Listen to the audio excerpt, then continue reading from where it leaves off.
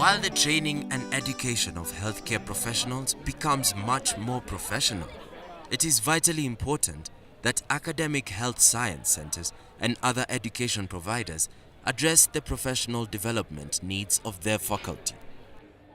I think some of the key issues for us in faculty development are that we need to have faculty development that is relevant to the needs of our faculty, that fits in with their programs, and that is trying to drive something that is new and appropriate in terms of our curriculum. Anybody who is there normally can be your supervisor. By and large, we need to make sure that we are relevant to people's needs. We are not just providing lectures or sessions where people sit and listen to somebody talk, because that doesn't meet their needs. We actually need to be working with people. We need to be observing them, applying what they've learned and giving them feedback on that. I think that's critical. Faculty development programs can be an asset in recruiting and retaining teachers as they offer valued professional development opportunities. My concern is that there's a lot of paperwork. There is evidence that in most countries, educators of health professionals are insufficiently prepared as teachers and trainers, even though their clinical knowledge and skills may be good. Effective teaching influences the performance of students, and it is therefore critical to recruit educators with the right competencies. The type of competencies needed to make a good lecturer would be that they are up to date with current knowledge, have good teaching skills, and are able to deal with students in a professional and supportive manner. Strategies and formats of faculty development can vary widely as long as they are adapted to the specific needs of the country or institution. Is Natasha around there?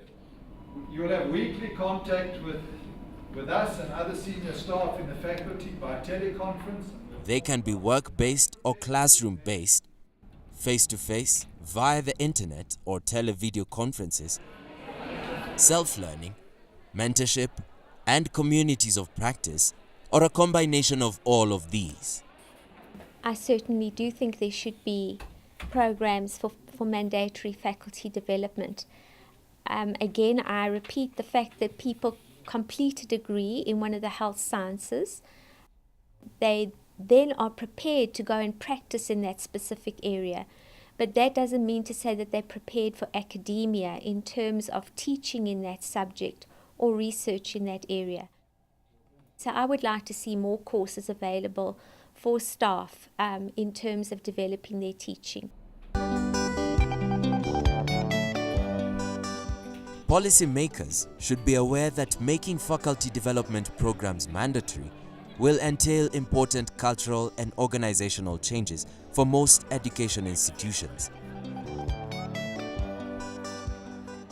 Faculty development should be promoted as a tool for improving the performance of education programs in terms of their quality and relevance. One way could be recognizing or rewarding faculty. Recognition and reward for faculty is critical. For any institution, we know that people thrive when they're recognized and rewarded. And it's no less true in a health science faculty, and particularly because as academic institutions, we struggle to meet the kind of salaries that you can get in private industry, for example. So we have to provide other things to people in terms of incentives. And that reward and recognition is an important part of it.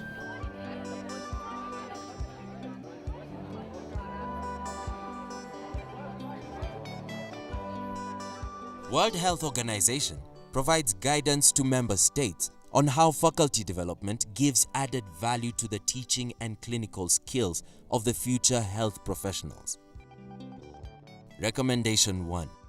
Education and training institutions should consider designing and implementing faculty development programs to update and strengthen teaching and clinical skills of faculty members relevant to the evolving healthcare needs of communities.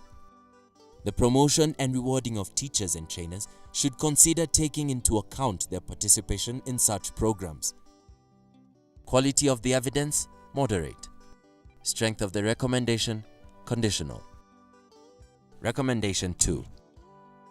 Governments, funders and accrediting bodies should consider supporting the implementation of higher education policies for mandatory faculty development programs that are aligned with the goal of relevant health professional education. Quality of the evidence, moderate.